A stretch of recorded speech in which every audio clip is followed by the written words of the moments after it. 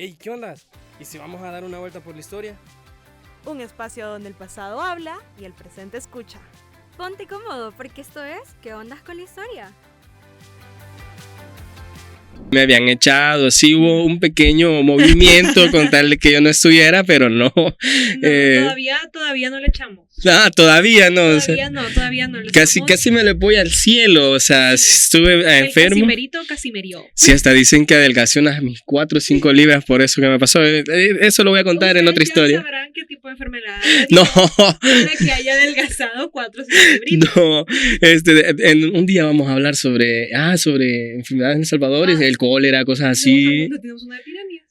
No recuerdo, hay de revisar. Que ya como tenemos tanto contenido, Sí. y este es un podcast de confianza que ya hasta nosotros nos Y espero que lo hayan visto todo, ¿verdad? O sea, Ajá. aquí toda la gente son nuestros mayores fans. Pero ustedes pueden ver ahorita, estamos como en esa cabina que se siente ahorita con una vibra ya de Huawei.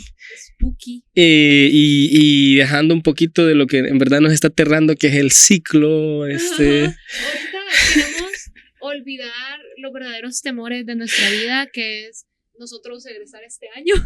Ahí está. Entonces hemos liberado nuestras malas energías en este set decorado de Halloween, que ya es una semanita. Y este año, para que no anden diciendo, ay, no se disfrazaron, miren el fondo. Sí, o sea, ahorita Miren le el invertimos fondo. al fondo y no en nuestros disfraces. Sí, o sea, aquí somos estudiantes. Estamos innovando. Estamos innovando, exacto, estamos innovando. Pero bien, Hoy traemos Halloween. y como en todo especial de Halloween les hablamos un poquito de cosas de miedo o referente a los sustos, los espantos, etcétera. O mitos Exacto. tan ricos que hay. Pero Que la historia anda por ahí también, o sea. sí, la historia, a veces por eso, ya hemos dicho, los historiadores caemos mal, porque andamos diciendo, no, eso no fue así, Ajá. no, usted no anda inventando. Cazando mitos. Andamos cazando mitos. Pero esta vez no vamos a cazar mitos, tal vez sí un poquito, pero vamos a poner sobre la mesa un par de leyendas relacionadas con la historia, algún par de personajes que con un aura misteriosa han pasado Exacto. a ser leyendas, no diría leyendas urbanas, pero sí como estos comentarios que sí, Y de hecho. unos más que otros tienen evidencia. Sí, y de hecho, creo que todo lo que va relacionado con estos personajes que vamos a tocar es eso que dice Sofía, las leyendas que hay tras de ellos. Pero en algunos casos, creo que la leyenda, la realidad supera a la ficción en este aspecto, y mejor dicho, a la leyenda, porque ya vamos a hablar de sucesos que se hacen actualmente en los lugares en donde estas personas que vamos a hablar están enterradas. Entonces, Sí, hay cosas por ahí. Hay uno de los que Andrew trae que yo no conozco. no sé qué. No quiero que nada, entonces van a ver aquí mi reacción. O sea, cuando me dijo fue como, ¿sabes qué? No me contes nada. Ajá, entonces aquí. Escríbeme. Y creo que voy a empezar, pero creo que empezamos. antes de empezar voy a hablar sobre siempre con respeto, siempre con la información que se mantiene y con lo que se ha hablado. No es como para especular Ajá, no es para aquí, o no venir a decir esto es verdad. o por, No. por morbo aumentarle a la leyenda, no, o sino sea, simplemente. Yo soy del creer de que a veces hay sucesos, hay cosas que la historia nada más nos da para divertirnos. Exacto. Sabemos que maybe no son verdad, pero creo que son cosas interesantes que uno dice, juela, cómo son las casualidades de la historia que nos permite crear todas estas conjeturas. Entonces acá con pinzas, pues. Ya lo dijimos, esas son leyendas. Ujú. O sea, Y si usted decide creer o no, ya es cosa aquí de necesitamos usted. de responsabilidad nosotros. Ajá. No nos desligamos de cualquier comentario que se haga afuera de esta cabina, así como ya lavándonos las manos, va. No. Todo lo emitido por ese programa es pura responsabilidad de ese borrado universitario. No, mentira, nos van a despedir. Y pues bueno, para empezar ya con esto de las leyendas que traemos sobre estos personajes, voy a hablar sobre Macario Canizales. Creo que la mayoría lo conocen como Macario y se le conocía como el brujo cachimbón de Izalco. Y Macario Canizales, también conocido como el brujo cachimbón, se menciona que la tradición oral en Izalco, Sonsonate, en El Salvador, para los que nos ven en el exterior, él aún, o sea, hasta la fecha, cura males de salud y de amor, incluso después de ¿Sigue haber vivo? muerto. Ah. No, ya no. Señalan que su tumba es una de las más visitadas de la zona del occidente de El Salvador. Y bueno, aquí voy a empezar a hablar como sobre los aspectos y una cosa es la tumba y las ofrendas. Es que se nos voltea a veces el fantasma. Le da miedo, es penoso. La tumba de Canizales se encuentra en el cementerio municipal de Izalco. Aquí hay algo que también me encontré con algunas personas que dicen que él ya no está enterrado justamente ahí y que el cuerpo lo sacaron y lo trasladaron a un lugar donde nadie sepa para evitar lo que siempre se está haciendo. O sea, al final, con cuerpo o sin cuerpo en la tumba siempre la llegan a ver. Y las características de la tumba son un nicho totalmente negro, una cruz negra al frente, estructura de barrotes sin llave para que los visitantes entren libremente. A veces sí se encuentra con llaves, a veces no. Y creo que ahí les vamos a dejar fotos para que ustedes puedan ver. En la lápida solo se lee: aquí se encuentra Macario Canizales, el cachimbón, sin datos de nacimiento o muerte. Cada día llegan ofrendas como flores, velas, puros, vasos de agua, bebidas alcohólicas, tamales, etcétera, como símbolos de agradecimiento o petición de ayuda. También se dice que por las noches hay como ciertos rituales y que incluso se ha llegado a ver mujeres bailando encima de la tumba de Macario. Y pues en paños menores, si es que sin paños, pues. Así se ha llegado a ver en las noches en la tumba de Macario. Pero ¿quién fue Macario Canizales? Según el guía turístico Benjamín Bautista, él también era conocido como el hermano Macario. Y creo que aquí va a haber una coincidencia con el otro personaje que voy a hablar, esa palabra de hermano. Entonces se le conocía como hermano Macario. Según la tradición, el perfil de él era un hombre humilde, fiestero y bailarín, y que era de origen mexicano, pero reencarnó en Izalco. O sea, O sea, si podías escoger dónde reencarnar, ¿por qué rayos reencarnarías en Izalco? A saber, que Izalco tiene algo. En el cantón justamente de Cuyagualo. Y luego se trasladó al pueblo exactamente de Izalco. A finales del siglo XIX ya era conocido como alguien con conocimientos y poder para sanar. O sea, él ya lo buscaban por eso. Sobre su muerte, la tradición oral dice que solo se encontraron su ropa y unos huesos, y que hay vacíos de la información biográfica exacta. Entonces, como nosotros mencionamos, no tenemos como los datos exactos de su nacimiento ni de su muerte, y solo hay como estas historias orales, estas leyendas, porque ya al pasar de los años se convierten en leyendas de cómo fue encontrado, pero no sabemos más allá de su biografía. El culto y las creencias y la actividad espiritual. Macario actúa a través de medium, se dice, curanderos y brujos, quienes afirman tener comunicación directa con él. Por eso es que hay personas que van a lugares y quieren hablar con Macario. Entonces Macario se hace presente a través de una persona, es un medium, y así es como logran hablar. Según la investigación de Marta Herrera y Heriberto Erquicia, Macario tiene una dualidad étnica. Para algunos es un ser de luz, pero para otros puede tener atributos negativos dependiendo de la invocación. O sea, es como bien complicado este personaje. Se invoca para solicitudes en sanación de enfermedades físicas o espirituales, prosperidad, amor o salud. Ojo, no lo intentes. No, aquí no estamos dando recomendaciones, ese es un podcast de historia, no de nada más. Exacto, estamos hablando de estas leyendas urbanas que existen en estos personajes. Pues bien, existen fenómenos que los devotos atribuyen a su presencia: cambios de temperatura, tormentas inesperadas, parálisis corporal cuando se le invoca en su tumba. O sea, esto es como lo que las personas cuentan, lo que dicen acerca de él. Las fechas que se atribuyen a Macario es cada 27 de octubre se realiza una conmemoración especial en su honor. Los fieles visitan su tumba. Y creo que eso está documentado en YouTube. Se pueden encontrar videos sobre la tumba de Macario. Y también el 2 de noviembre, que todos sabemos que es el Día de los Fieles Difuntos, se intensifican las visitas y las ofrendas. Elementos comunes en los rituales son puros, inciensos, velas, ocote y licor. Un chamán local resume: aquí gracias a Macario encuentra prosperidad. No hay que tenerle miedo. Entonces esto es como Bueno, meramente cada quien. cosa oral, pues no es. Ajá. El contexto de Izalco. Izalco tiene una herencia prehispánica importante. Fue un lugar destacado durante la colonización española y participó en el levantamiento campesino del 32, como todos lo sabemos.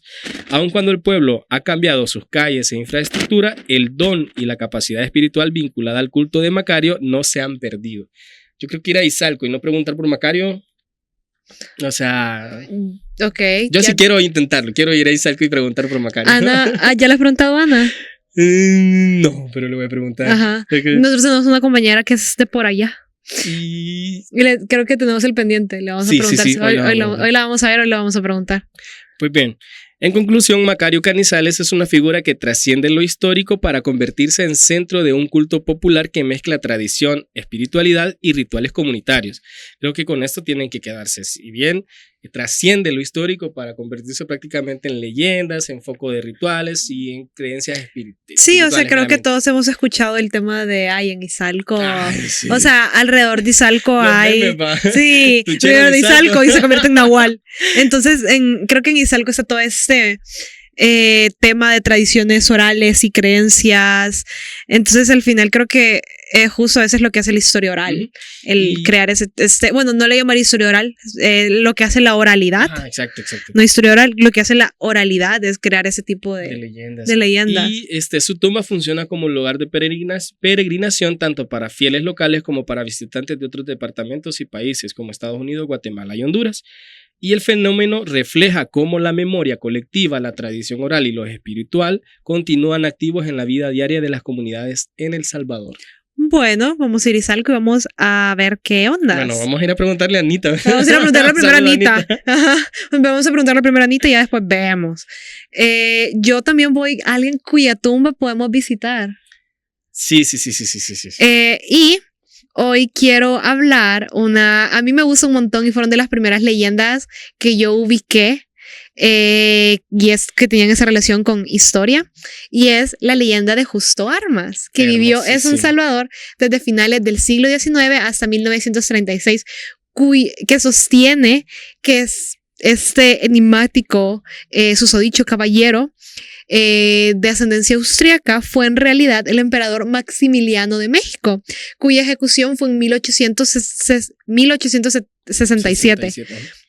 Entonces, hablemos de Justo Armas, el caballero descalzo de San Salvador. Pero, bueno, sí, introducí. Ajá.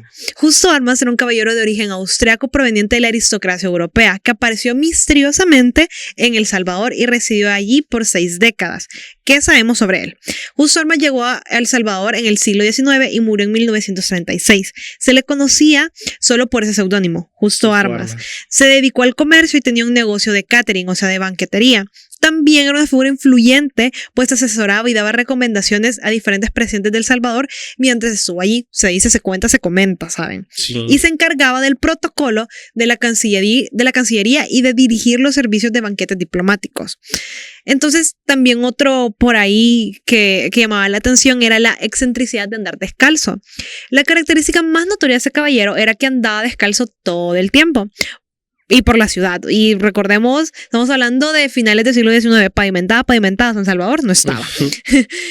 Incluso en aquella época de calles empedradas y empolvadas, como les comento, y a pesar de ir muy bien vestido, el man andaba descalzo. Esa costumbre nunca se reveló y se vinculaba con una promesa que se supone que le hizo a la Virgen, ya sea la de Guadalupe o la del Carmen, no se sabe, pero eso es lo que se cuenta, de caminar descalzo el resto de su vida si lograba salvarse de un peligro que él tuvo ante la muerte. Y él se presentaba como el único sobreviviente de un gran naufragio. Entonces, que ese era como andaba descalzo porque, pues sí, la Virgen lo salvó de morir en ese gran naufragio. Algo que también llamaba la atención, y como ya les comentaba, que él daba un servicio de un negocio de catering, de banquetería, es que Armas poseía objetos muy curiosos. Se dice, se cuenta, se comenta. que pertenecieron al Segundo Imperio Mexicano y al Imperio Austrohúngaro. Objetos incluían vajillas, cristalerías, cubetería y una cajita de oro de rapé. Entonces, ¿por qué? ¿De dónde sale esto?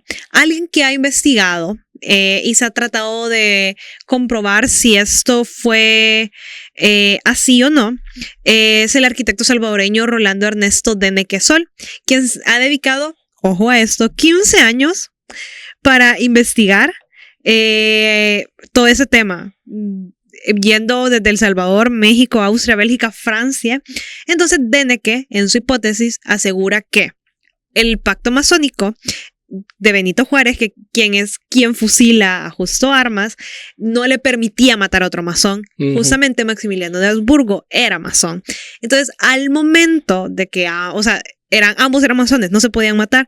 Entonces, la salida de Juárez fue matar al emperador, pero salvar al hombre. Y de alguna manera terminó en El Salvador del siglo XIX. Ajá. También se cree que se fingió su fusilamiento y Maximiliano juró no revelar nunca su identidad y se le proporcionó un salvoconducto para El Salvador. Y así es como llegaría Maximiliano o Justo Armas a El Salvador, que fue, se supone, acogido por Gregorio Arvizu, que era vicepresidente también, pero también masón. Deneke encontró documentación de armas que ya estaba establecida en San Salvador para 1870. Según esta tesis, vivió más de 60 años en El Salvador y falleció a la edad de, ojito, 104 años. No, sí vivió bastante bien. Y creo que sorprendió también ver a una persona descalza, ojos claros, una tez blanca. O sea, estas características muy europeas. Que hablara alemán, que hablara, o sea... múltiples idiomas, exacto, porque también se decía mucho que le hablaba mucho. Y que era elegante, sobre todo. Sí, ha de haber sido guapillo. Ajá. Entonces, Deneke afirma haber reunido una serie de pruebas contundentes que apoyan su teoría. Un ejemplo, las irregularidades en la ejecución y el cadáver. Las potencias europeas presionaron a México para devolver el cadáver, pero México respondía con la imposibilidad de acceder a sus peticiones por motivos de fuerza mayor. Esto sí es cierto. El cadáver llegó 7 meses. Eso fue lo que tardó en llegar a Austria después de que lo fusilaran. Y Deneke afirmó tener copias fotográficas de 3 posibles cadáveres que no se parecían entre sí, ni se parecían a Maximiliano. Fotografías que nunca ha revelado y que nunca nadie ha visto. Ojo, cuidado. Cuando el supuesto cuerpo llegó a Austria, se comenta que la madre de Maximiliano, la archiduquesa Sofía, supuestamente exclamó que ese no era su hijo. Y un grabador ordenado por emperatriz Carlota, o sea, su esposa, para comunicar la muerte a las casas reales europeas, mostraba a su esposo hundiéndose en un barco, lo cual se alinea a la historia de Armas de ser el único sobreviviente de un naufragio. Entonces, ¿qué otras pruebas hay? Hay estudios antropológicos de comparaciones cranofaciales realizadas por una antropóloga costarricense que habría dado resultados positivos, o sea que eran lo mismo. Idéntico, ajá. Se realizó una prueba de ADN comparando los restos de Justo Armas obtenidos por la autorización de la familia adoptiva, la familia Arvizu, con una muestra de sangre de un pariente materno directa con Maximiliano de Austria, cuya prueba dio positivo. También hay un estudio grafológico realizado en Florida donde se comparaba la letra de Armas con la del archiduque que también resultó positiva. Las piezas de cubetería de Armas fueron comparadas con las piezas de Maximiliano que Deneke adquirió en México y resultaron ser idénticas. La casa que la fabricó en París confirmó que pues eran el mismo. También se comenta que durante la Primera Guerra Mundial, 2 emisarios austriacos visitaron a don Justo Armas en San Salvador para solicitar que regresara a Austria y subiera al trono, ya que Francisco José estaba enfermo. También Armas negó rotundamente la solicitud, argumentando que se le había obligado a renunciar al trono a él y a sus herederos antes de ir a México, aunque había revocado esa renuncia al ser condenado a muerte. Esto nada más es lo que se cuenta, es lo que se comenta. Como les digo, aquí no estamos diciendo que es la verdad, aquí solo les pongo los datos y que parece interesante. Sí. Argumentos para refutar esto desde la historia. Aquí vamos a lo que a mucha gente no le gusta. La hipótesis de Deneke, pese a que es muy interesante y está muy bien con mucho tiempo, Estructurada. está muy bien estructurada, eso vamos a decir, está muy bien estructurada, es considerado un mito por muchos, ya que gran parte de su documentación nunca fue publicada formalmente. Y como saben, si aquí no hay fuentes, aquí no hay podemos hecho. asegurar. Exacto. Entonces, el historiador austriaco Konrad Ratz, especialista en el Segundo Imperio Mexicano, descarta completamente la hipótesis de que de Justo Armas basándose en la evidencia documental sólida, pues afirma de que sería una serie, o sea, que existía una serie interrumpida de cartas de las actividades realizadas por Maximiliano durante su cautiverio, por lo que su contenido y carácter solo pudieron haber sido escritas por el emperador. Esas estaban dirigidas al Papa, a su madre, al emperador de Austria, incluso a Benito Juárez. También hay una falsedad del edicto, la teoría de que Juárez emitió un edicto diciendo que Maximiliano había sido hecho justo por las armas de supuesto origen, ahí dando el nombre de Justo Armas, es refutado, pues dicho documento no existe. En la voluminosa recopilación de cartas y documentos de Benito Juárez no hay nada que diga esto. También está el tema de la masonería. Ratz también descarta que Maximiliano fuera mormón. Señala que Carlo von Gargen, un masón de alto rango de las fuerzas de Mariano Escobedo, visitó a Maximiliano en prisión e intentó comunicarse con él mediante señas masónicas sin recibir respuesta ninguna. Entonces, pues se podría descartar que fuera masón. Y también, pues la vigilancia estricta que había. El general Maximiliano Escobedo estableció una intensa vigilancia sobre Maximiliano en prisión. Incluso ocupó una casa frente a la celda del emperador para supervisar personalmente, pues que no se fuera.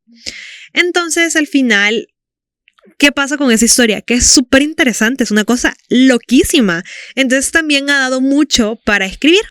Hay un libro, El austriaco descalzo, publicado por Javier Rochard, autor salvadoreño que escribió esta novela inspirada en Justo Armas, ganando la mención de honor en los Juegos Florales del Salvador en 2024.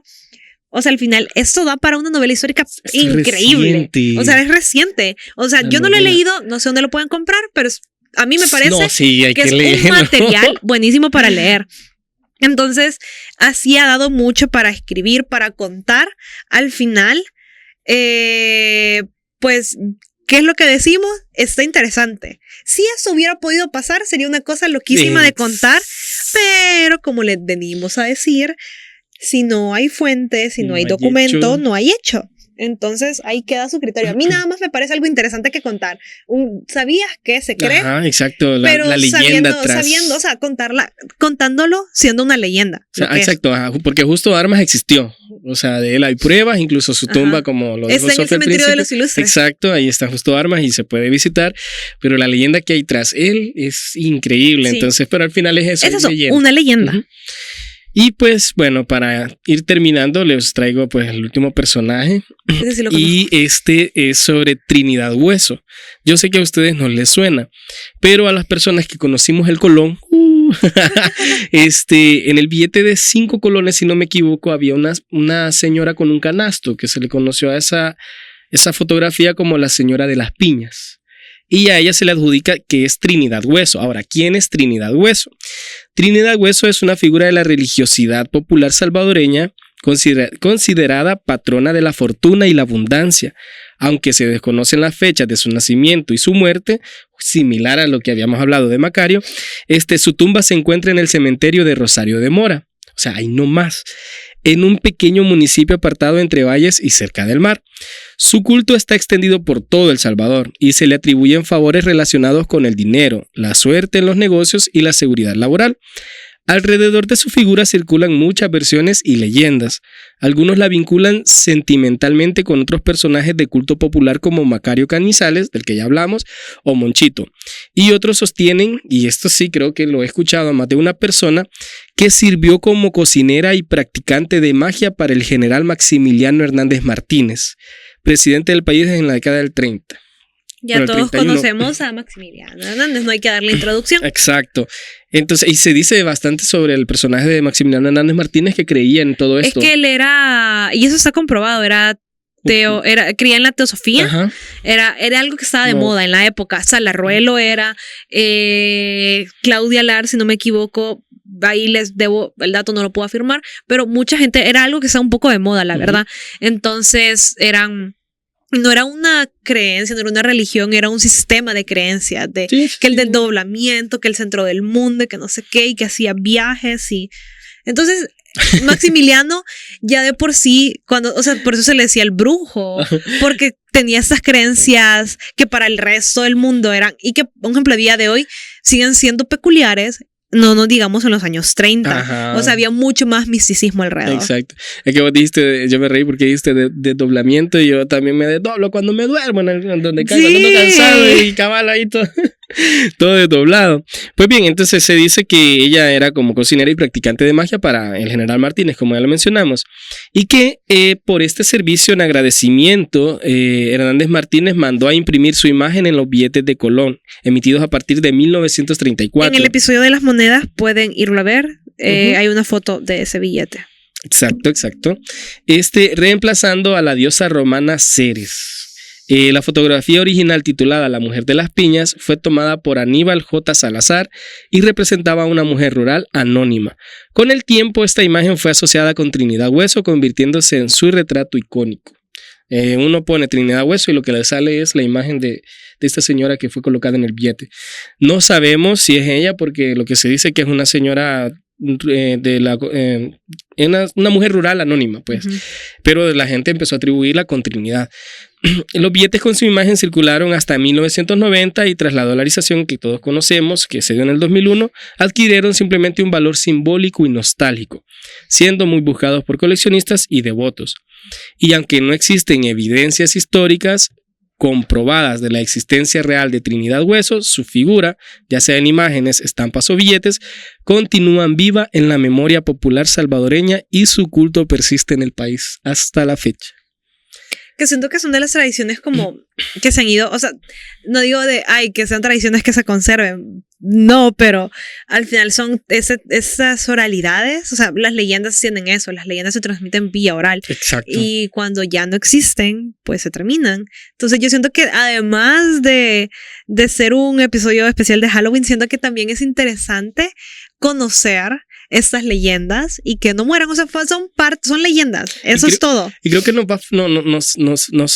faltaría todavía hablar sobre bastante estos personajes históricos. Hay un montón un ejemplo, se habla mucho sobre la familia Girola. Exacto. Y de que se hacían pactos con el diablo y que por eso tenían pisto, ¿no? En realidad venían de una familia europea de banqueros, tenían tierras, evidentemente iban a tener dinero, si eran gente rara, porque sí yo conozco de primera, o sea, mi familia, de parte de papá, ellos son de una finca de café de la familia Girola, me cuentan cosas y eran gente extravagante. Ajá. Pero de ser extravagante a ser satánico hay mucha diferencia.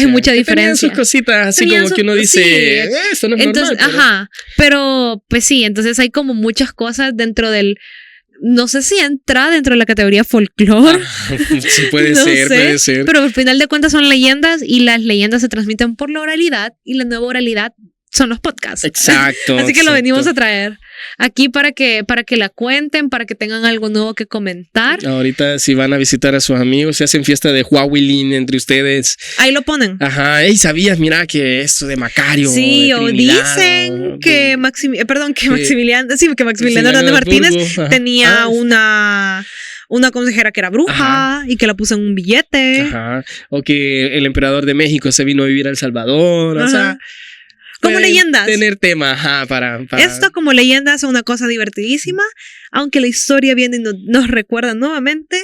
Cuidado, no hay fuentes, ajá. Pero son leyendas. Y si se quedan como leyendas, todos nos podemos divertir. Exactamente. Así que yo creo que eso sería todo por nuestra parte. Los invitamos a que nos sigan en todas nuestras redes sociales, Facebook, TikTok e Instagram, donde nos encuentran como ¿Qué ondas con la historia? Y por supuesto, seguir a la YSU, su radio universitaria, y a todo el contenido que se crea en esa su cabina. Pero antes de terminar, no olviden que... quien no conoce su historia está condenado a que le jalen las patas en Huawilin. Exacto. Cualquiera de los tres que dijimos hoy. Sí. Se la va a ir a jalar. Y están advertidos. Advertidos quedan.